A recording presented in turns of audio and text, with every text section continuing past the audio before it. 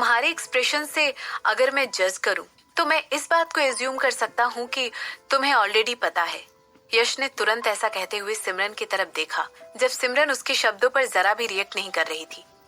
नहीं, ऐसा कुछ भी नहीं है, सिमरन ने बड़े ही कैजुअल तरीके से कहा। क्या तुम मुझे इसकी पूरी डिटेल दोगी?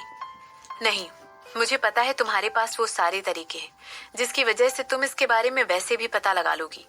एक बार फिर यश अपनी नजरें उठाकर शशांक की तरफ देखने लगा।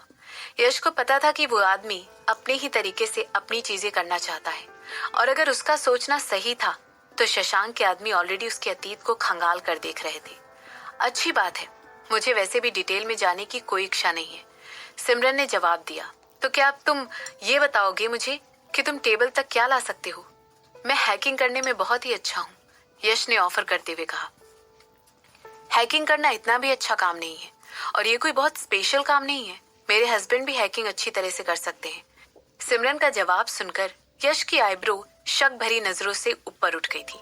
शशांक को कंप्यूटर हैक करना आता था? ऑफ कोर्स, यश को इस बात का कोई आइडिया नहीं था कि सिमरन झूठ बोल रही है। सिमरन ने अपनी बात को आगे बढ़ाते हुए कहा, वो इस काम में बेस्ट है, मुझे कुछ और चाहिए। वेल, मुझे पता है, मुझे पूरे खानदान के बारे में सब कुछ पता है, यश ने कहा। सब कुछ? सिमरन ने पूछा। सब कुछ। वो लोग कब कॉफी पीते हैं, उसमें कितनी शुगर डालते हैं, उसमें क्रीम डालते हैं या नहीं डालते, वो किस टाइम एक्सरसाइज करते हैं, किस टाइम नहाने जाते हैं, उनका सोने के पहले का क्या रूटीन होता है और उठने के बाद क्या रूटीन होता है। मुझे उनके बारे में हर छोटी से छोटी डिटेल पता है, यहाँ तक कि उनके गहरे छुपे हुए डार्क राज भी। ये सारी बातें बड़े कॉन्फिडेंस के साथ कही थी। लोगों को हमेशा लगता था कि उसे किसी बात की कोई चिंता नहीं है, खासकर तब जब वो चीज फैमिली से ताल्लुक रखती थी। वो हमेशा अपने रूम में ही रहना पसंद करता था और कंप्यूटर गेम खेलता रहता था। वो सिर्फ और सिर्फ तब बाहर जाता था जब उसे कोई फिल्म प्रोजेक्ट करना होता था। वो कोई बहुत फेमस एक्टर भी नहीं था, और ऐसा सिर्फ उसके गुस्से की वजह से था। इस वजह से उसके सामने कई सारी लिमिटेशंस आकर खड़ी हो गई थी, खासकर एक्टिंग के करियर में। लोग हमेशा सोचते थे कि वो एक इंसान है, बिल्कुल अपने पिता की तरह ही। मगर जो बात उन्हें नहीं पता थी वो ये थी कि वो सब कुछ देख रहा था। जो कुछ भी वो लोग कह रहे थे, सब कुछ, जो कुछ भी वो लोग कर रहे थे, सब कुछ। मुझे कन्विंस करो, सिमरन ने एक सीरियस एक्शन के साथ कहा। यही तो वो बात थी जिसके लिए वो कब से वेट कर रही थी। उसे पता था कि ये एक जीनियस है, और इसी वजह से उसकी याददाश्त भी बहुत तेज होगी। अब क्योंकि वो कपूर खानदान में बहुत सालों से रह रहा था, तो उसकी ज्यादातर लाइफ उनके बहुत सारे राज को जानने में ही बीती होगी। जोया चंद्रचूड़ की लवर है। उन्होंने सिर्फ मेरे पिता से इसलिए शादी की थी क्योंकि वो सबसे बड़े थे। वो उनके इकलौते बड़े वारिस थे। हालांकि एक्सीडेंट के बाद मेरे ग्रैंडफादर का एटीट्यूड मेरे पिता की तरफ पूरी तरह चेंज हो गया, और इसी वजह से जोया किसी और तरफ अल्टरनेटिव्स के लिए देखने लगी। यश ने एक टेढ़ी मुस्कान के साथ कहा, जबकि चंद्रचूड़ तो दिखने में भी उसके पिता जैसा कोई खास अच्छा नहीं था। हालांकि उसने अपनी इस कमी को अपनी चालाकी और एक्सट्रीमली इविल एटीट्यूड से कवर कर लिया था। चंद्रचूड़ ही वो आदमी है जो मेरे फादर के एक्सीडेंट के लिए जिम्मेदार है। उनकी बेटी जो इस समय कपूर ग्रुप की करंट सीईओ है, उसने भी उनके फायदे के लिए ही शादी की। उसका हस्बैंड एक गे है और वो उसे प्रेग्नेंट नहीं करना चाहता है, और इसी वजह से वो बहुत ज्यादा फ्रस्ट्रेट हो गई है क्योंकि वो बुरी होती जा रही है और उसकी माँ बनने की काबिलियत भी खोती जा रही है। मैं ऐसे ही बोलता रह सकता हूँ, पूरा एक दिन तुम्हें उन सब के बारे में सब कुछ बताने के लिए काफी नहीं होगा, यश ने बताया। शशांक और सिमरन दोनों एक दूसरे की तरफ देखने लगे, और इसके बाद उन्होंने साथ में यश की तरफ बड़ी सीरियसनेस के साथ देखा। जैसा कि एक्सपेक्टेड था, जो कुछ भी यश ने उन्हें बताया था वो फाइल में मेंशन की गई डिटेल में कवर करने के लिए नहीं लिखा गया था। हालांकि उनके पास इस बात की पुष्टि करने के लिए कोई और तरीका था भी नहीं। कुछ मिनटों बाद शशांक ने बड़ी ही बेदिली से कहा, इधर सुनो यश, हमारे साथ काम करना तुम्हारे लिए दो चीजें लेकर आ सकता है। पहले ये, अगर तुमने हमारे साथ धोखा करने की कोशिश की तो हम तुम्हें बड़ी बेरहमी से मारकर आगे बढ़ सकते हैं। हम तुम्हारे बारे में एक बार भी नहीं सोचेंगे और एक दो दिन में तुम्हें भूल ही जाएंगे। और दूसरी ये, अगर तुम खुद को प्रूव करोगे और हमारे भरोसे को जीतोगे तो हम तुम्हारी मदद करेंगे, तुम्हारी वो सब वापस लेने में मदद करेंगे जो तुमने खोया है, और हमारे पास जो कुछ भी है उससे हम तुम्हारी मदद करेंगे। मगर इसकी सिर्फ एक शर्त है, हमारा ट्रस्ट जीतना इतना भी आसान नहीं होने वाला है। मुझे पता है, यश ने हाँ में सिर हिलाया। शशांक के क्वेश्चन की वजह से उसे तुरंत ये बात रियलाइज हो गई थी कि शशांक और सिमरन दोनों कितने ज्यादा सिंक में रहकर काम करते थे। सिमरन इस पूरी टाइम पर उससे सिर्फ सवाल पूछती जा रही थी, और अब जब धमकी देने की बात आई तो वो शशांक था जो आगे बढ़कर यश से बात कर रहा था। उसके धमकी देने का तरीका भी बहुत अनकन्वेंशनल था। शशांक ने पहले उससे उसे मारने की बात की और उसके बाद उसे किसी कीड़े मकोड़े की तरह भूलने के बारे में कहा, और फिर कुछ सेकंड के बाद उसने उनके साथ लॉयल रहने के फायदे भी उसे बताए। यही तो माफिया बॉसेस की क्लासिक स्ट्रेटेजी होती है, धमकियां और लालच दोनों एक ही पैराग्राफ में। और इसी के साथ साथ सिमरन के चेहरे पर वो मुस्कुराहट जो किसी को भी आसानी से डरा सकती थी। ये दोनों वाकई में खतरनाक जोड़ी थी, और यही वो सिमरन की आंखों में घूरते वक्त सोच रहा था। सिमरन ने एक बार भी जरा भी हिचकिचाहट नहीं दिखाई जब शशांक ने उसके जुड़वा भाई को मारने की बात कही। ऐसा लग रहा था जैसे उसे यश की जरा भी फिक्र नहीं है। मगर शशांक और सिमरन से और क्या एक्सपेक्ट भी किया जा सकता था। वो दोनों ही बहुत मुंहफट लोग थे। वो अपनी चालाकी से भरी हुई पर्सनालिटी, इसकी वजह से ही इस इंडस्ट्री में इतने सालों से टिके हुए थे, और इसी वजह से उन्हें हराना बेहद मुश्किल काम था। यश को पूरा यकीन था, वो पूरी तरह से कॉन्फिडेंस में था कि अगर शशांक और सिमरन ने उसे हेल्प करने के बारे में डिसाइड किया है तो वो लोग जरूर जीतेंगे। तो फिर हम तुम्हें एक चांस देना चाहते हैं। ऐसा कहते हुए शशांक ने अपनी पॉकेट से कार्ड निकाला और कहा, मनमीत को कॉल करो, वो तुम्हें उदयपुर में सेटल होने के लिए हेल्प करेगा। जोया यहाँ पर 1 या 2 दिन में आ जाएगी, और उससे पहले हमें उसके बारे में और उसके प्लान के बारे में सब कुछ जानना है। प्लान? यश ने ऐसा पूछते हुए अपनी आईब्रो उठाई और शशांक से वो कार्ड ले लिया। इसके बाद उसने सिमरन की तरफ देखा और आगे पूछने लगा, क्या तुम उसे अनफ्रेंड करने वाली हो? ऑफ कोर्स, सिमरन ने कहा। वो बस यहाँ पर चलकर अपनी डोमिनेंस सिमरन को नहीं दिखा सकती थी, खासकर तब जब उसके पास वो कला है भी नहीं। मगर इससे तो उसे तुम्हारे बारे में पता चल जाएगा, और हो सकता है वो, यश ने सिमरन को सतर्क करते हुए कहा। यही तो एग्जैक्ट चीज है जो मैं प्लान कर रही हूँ, सिमरन ने उसे बीच में ही रोकते हुए कहा। मैं उसे आइडियाज देना चाहती हूँ। जैसे ही उसने देखा कि उसकी तरफ इस तरह घूर कर देख रहा है जैसे कि उसे सिमरन की कही हुई कोई बात समझ में ही नहीं आई थी, सिमरन ने उसकी बुद्धि को खोलना कंटिन्यू रखा। मैं उस तरह की इंसान हूँ जो अपने दुश्मनों का खुद पर अटैक करने का वेट करूँ। मैं उन पर मेरे बारे में मुझ पर अटैक करने के प्लान बनाने से पहले ही वार कर देती हूँ। हो सकता है वो यहाँ पर मेरी वजह से आ जाए, लेकिन अगर तुम अपने आप को इस कन्फ्रंटेशन के लिए दिखा दोगी तो ये इसे इस बात का अंदाजा दिला देगा कि तुम मुझे ऑलरेडी जानती हो, यश ने कहा। सिमरन उसकी तरफ कुछ सेकंड के लिए देखती रही और फिर कहने लगी, वो यहाँ पर तुम्हारे लिए नहीं आ रही है। तुम्हारे कहने का मतलब क्या है? मैं उससे कितने टाइम से दूर हूँ, हो ना हो वो तो, यश ने कहा। उसे ऑलरेडी पता है, मैं उसके ऊपर नजर रखे हुए हूँ, सिमरन ने कहा। इस बार मैं उससे इस बात को लेकर ऑब्वियस कर देना चाहती हूँ कि हम सब मिले हुए हैं। तो क्या तुम कपूर खानदान के अंदर बस ऐसे ही घुस जाने वाली हो और उन्हें कन्फ्रंट करने वाली हो? यश ने अपनी आंखों को बाहर निकालते हुए पूछा, और तभी उसे रियलाइज हो गया कि आखिर सिमरन क्या चाहती है। वो औरत कितनी ज्यादा बोल्ड है। ऐसे ही घुस जाना गलत वर्ड है, सिमरन ने बड़ी ही सुस्ती से जवाब देते हुए कहा। इसे कहते हैं हाउस वार्मिंग। कपूर मेंशन और उसके इर्द गिर्द की सारी चीजें मेरी हैं, और वो भी लीगल तरीके से। ये सब कुछ वसीयत में लिखा हुआ था। तो जैसा कि तुम देख सकते हो, मैं एक बहुत ही एक्सीलेंट होस्ट हूँ जो अपने विजिटर्स को एक प्रॉपर वेलकम देना चाहती हूँ। कहते हुए सिमरन के होंठ ऊपर उठ गए और एक टेढ़ी मुस्कान के साथ वो यश की तरफ देखने लगी। इस समय उसका भाई उसे देखकर अंदर ही अंदर बुरी तरह कांप रहा था। सिमरन ने जो भी शब्द अभी अभी कहे थे उसकी वजह से ये बहुत ज्यादा डर गया था और इसीलिए चुप भी हो गया था। वो बहुत सालों से परछाई के अंदर रहकर काम कर रहा था। हम लोगों को ऐसे लोगों पर अपना टाइम वेस्ट नहीं करना है जो कि इजीली मैनिपुलेट किए जा सकते हैं। या तो हम ऐसे लोगों को मैनिपुलेट करते हैं ताकि हमें फायदा मिल सके, या फिर हम उन्हें मारकर अपने रास्ते से हटा देते हैं। सिंपल।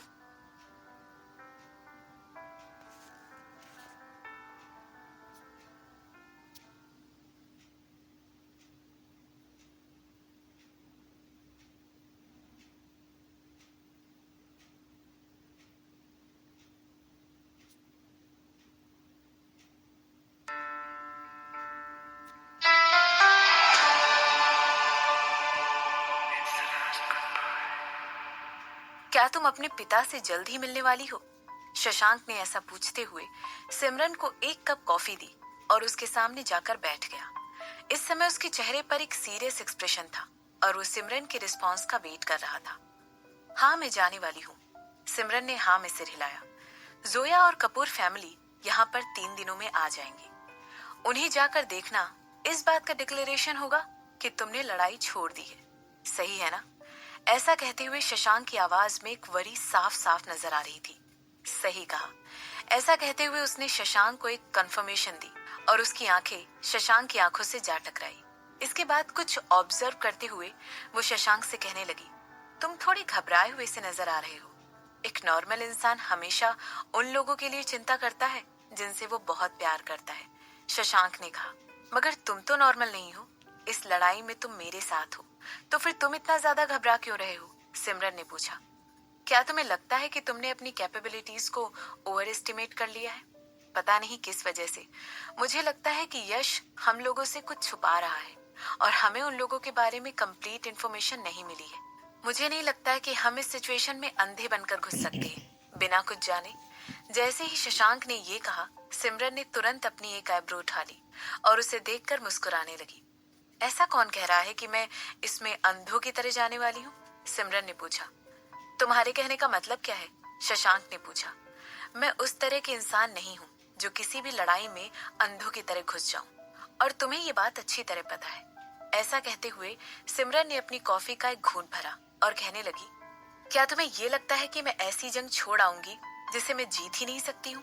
मैं कोई बच्ची नहीं हूँ, ना ही मैं कोई नौसिखिया हूँ शशांक। मेरे पास बहुत सारी ऐसी चीजें हैं जिनके लिए मुझे लड़ना है और मैं नहीं चाहती हूँ कि मेरी मेहनत वेस्ट हो जाए। जैसे ही शशांक ने देखा कि सिमरन ये सब कह रही है, वो उसकी तरफ घूर कर देखने लगा और सिमरन आगे कंटिन्यू करते हुए कहने लगी, जोया के पिता ने उस घर के बड़े आदमी को बचाया था। इसकी वजह से उन्हें लगा कि वो उसके लिए रेडी हो गए हैं और इसीलिए उनकी ये टेंडेंसी थी कि वो उसे स्पॉइल कर रहे थे। तब से जब से वो एक बच्ची थी, वो उसे बिल्कुल अपनी सच्ची बेटी की तरह प्यार करते हैं। अपने बड़े बेटे की बजाय वो उस औरत की कही हुई हर बात पर विश्वास करेंगे। सिमरन ने शशांक को एक टैबलेट पकड़ाया और कहने लगी, ये इन्फॉर्मेशन मुझे पिछली रात ही मिली थी। मैंने गिरीश से कहा था कि वो जोया की पिक्यूलियर बातें पता लगाए जो उसके डेली स्केड्यूल से ताल्लुक रखते हैं। इसके बदले में मैं उसका ब्लैक मार्केट वाला डायमंड बिजनेस टेक ओवर कर लूंगी और स्पेन में उसे और ज्यादा फायदा दिलवा दूंगी। तुम्हारा मतलब है मैं, है ना? तुम्हारा मतलब है मैं उस बिजनेस को टेक ओवर कर लूंगा? शशांक ने मुस्कुराते हुए कहा। आखिर शशांक सिमरन की आंखों में जिस तरह से वो उसे देख रही थी, उस खुशी को कैसे मिस कर सकता था? ऑफ कोर्स, वैसे भी मेरे पास करने के लिए बहुत सारे काम है। डायमंड का बिजनेस हमारा होने वाला है, मगर तुम उसे मैनेज करोगे। बदला अच्छी बात है, लेकिन पैसा हमेशा बेहतर लगी और अपनी कॉफी का घूंट भरने लगी।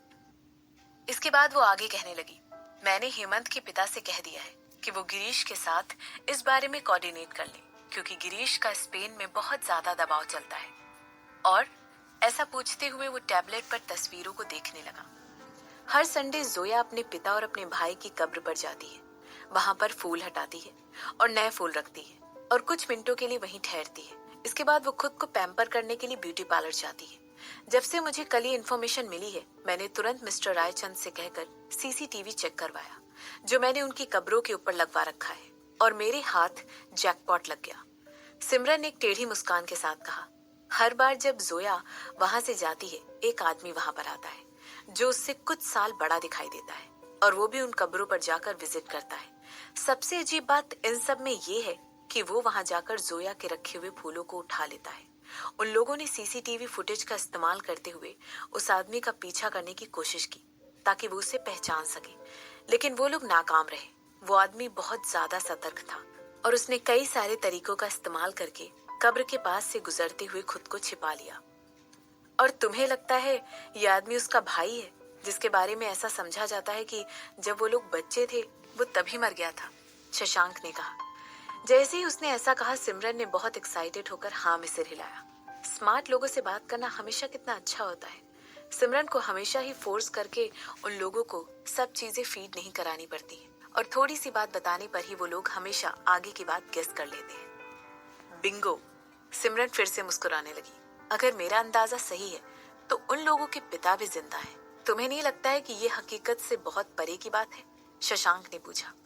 नहीं, बूढ़े मिस्टर कपूर को बचाने के बाद उन लोगों के पिता बैटलफील्ड पर मर नहीं गए थे। उन्होंने कुछ हफ्ते हॉस्पिटल में बिताए जब उन्हें इस बात की अपॉर्चुनिटी मिली कि वो बुरे मिस्टर कपूर से कह सके कि उनकी मौत के बाद वो उनकी प्यारी बेटी का ख्याल रखें। सोचो इसके बारे में, उनके 3 बच्चे थे। उन्होंने कुछ हफ्ते हॉस्पिटल में बिताए जब उन्हें इस बात की अपॉर्चुनिटी मिली कि वो बूढ़े मिस्टर कपूर से कह सके कि उनकी मौत के बाद वो उनकी प्यारी बेटी का ख्याल रखें। सोचो इसके बारे में, उनके 3 बच्चे थे, लेकिन उन्होंने फिर भी बूढ़े मिस्टर कपूर से सिर्फ जोया का ख्याल रखने के लिए कहा। उनकी मौत के बाद उनका सबसे बड़ा बेटा भी डूबकर मर गया। उन लोगों को कभी उसकी बॉडी नहीं मिल पाई और उनकी दूसरी बेटी बूढ़े मिस्टर कपूर के पास कभी नहीं गई, बल्कि उसे जोया के किसी रिलेटिव ने अडॉप्ट कर लिया था।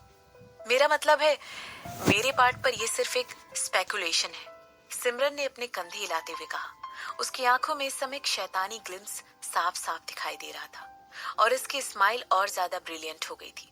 मगर तब क्या होगा अगर मैं उन्हें इस बात पर विश्वास दिला दूं तो? अच्छी स्टोरी है। शशांक ने एक टेढ़ी मुस्कान के साथ सिमरन की तरफ देखा और अपने काउच पर पीछे टेक लगाकर बैठ गया। उसका एक्सप्रेशन साफ साफ रिलैक्स होने वाला दिख रहा था, जो कि पहले बिल्कुल भी नहीं था। तो तुम उन लोगों के बीच में इस स्टोरी को फैलाकर कंफ्यूजन क्रिएट करना चाहती हो, शैतान। शशांक ने मुस्कुराते हुए कहा। अगर सिमरन ऐसा कुछ कह रही है तो वो लोग सोचेंगे कि सिमरन के पास इस बात का कोई ना कोई प्रूफ है और वो उनकी इग्नोरेंस का मजाक उड़ा रही है। और उन जैसे प्राउड और एरोगेंट लोग भला सिमरन को ऐसा कैसे करने देंगे, और इस वजह से हर तरफ अफरा तफरी मच जाएगी। ऑफ कोर्स, सिमरन ने कहा, जैसा कि तुम देख सकते हो मैं खुद को ओवर एस्टिमेट नहीं कर रही हूँ। मैं सिर्फ और सिर्फ सिंपल तरीके से अपने उस एक्सपीरियंस को यूज कर रही हूँ जिसे मैं लोगों के साथ माइंड गेम खेलती हूँ। पर्सनली मैं ये कहना चाहूंगा कि तुम ओवर एक्सपीरियंस हो, मगर ये सिर्फ मेरे लिए कहने की बात है। मगर अगर उन्हें पता चल गया कि तुम झूठ बोल रही हो तो वो पूरी तरह तुम्हें टारगेट करेंगे।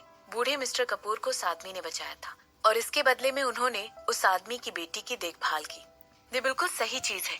अगर उन्हें पता चल गया कि तुमने उन्हें कंफ्यूज किया है और उन्हें एक दूसरे के खिलाफ सोचने पर मजबूर कर दिया है, बूढ़े मिस्टर कपूर और यहाँ तक कि चंद्रचूड़ भी तुम्हारे पास आकर रिटेलिएट जरूर करेंगे। शशांक ने सिमरन को समझाते हुए कहा। उन्हें जो करना है उन्हें करने दो, सिमरन ने जवाब दिया। उनके बिना फाइट बैक की ये लड़ाई कितनी ज्यादा बोरिंग हो जाएगी। तुमने बिल्कुल एक सच्चे विलन वाली बात की है। शशांक ने ऐसा कहते हुए सिमरन के बगल में जगह लेने वाली और उसकी गर्दन पर किस करने लगा। हर विलन अपनी नजरों में एक हीरो ही होता है। मुझे पता है मैं थोड़ी सी टेढ़ी हूँ, मगर मुझे इसकी कोई परवाह नहीं।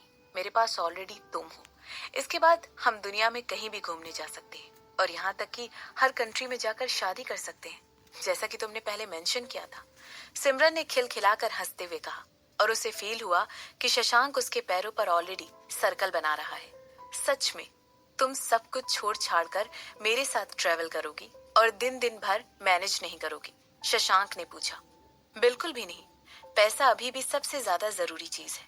हालांकि मैं किसी को अपनी कंपनी को मैनेज करने के लिए ढूंढ लूंगी। मेरा मतलब है, अगर ये वाकई में हमारे साथ है तो अच्छा रहेगा कि वो हमारे साथ ही रहे, ताकि वो गिल ग्रुप ऑफ इंडस्ट्रीज को मैनेज कर सके। आखिरकार वो खून से तो एक गिल ही है, बिल्कुल मेरी तरह। वैसे भी वो बहुत सारे दुखों से गुजर चुका है। मुझे लगता है अब उसे थोड़ी सी खुशी देने वाली चीजों को एक्सपीरियंस करने का समय आ गया है, सिमरन ने कहा। आखिरकार एक कॉन्ग्लोमरेट को मैनेज करना कैसी खुशी वाली बात हो सकती है? तुम बस अपनी रिस्पॉन्सिबिलिटीज उस पर डालना चाहती हो, शशांक ने कहा। मैं ऐसा नहीं कर रही हूँ, मैं बस एक अच्छी बहन होने का फर्ज निभा रही हूँ, सिमरन ने कहा। सिमरन की बात सुनकर शशांक तुरंत हंसने लगा और उसको और ज्यादा टाइटली हग कर लिया। बाहर की दुनिया के लिए सिमरन बहुत ज्यादा क्रूर और डिसीजन लेने वाली औरत है। ऐसा लगता है जैसे उसे अपनी कंपनी के फायदे के अलावा और किसी बात की चिंता ही नहीं है। हालांकि ये बात सिर्फ शशांक को ही पता है कि उसे अपने सच्चे इमोशंस दिखाने में थोड़ा समय लगता है। बिल्कुल उसी तरह जब उसने कहा था कि वो पद्मिनी राजवंशी की मदद नहीं करेगी, मगर फिर उसने कृष्णा से कहकर उसकी मदद की। शशांक को इस बात का पूरा यकीन था कि वो अपने इकलौते भाई को इस तरह ही अकेले नहीं छोड़ेगी। उसे पता था कि सिमरन ऑलरेडी इसके लिए प्लान कर रही है कि वो उसका बदला लेने में मदद कर सके और जो कुछ भी वो डिजर्व करता है उसे वो दिलवाए। ऑफ कोर्स ऐसा तभी होगा जब वो उनका टेस्ट पास कर लेगा। एक टेस्ट अब इस बात का पता लगेगा कि वो जिंदा रहेगा या मरेगा।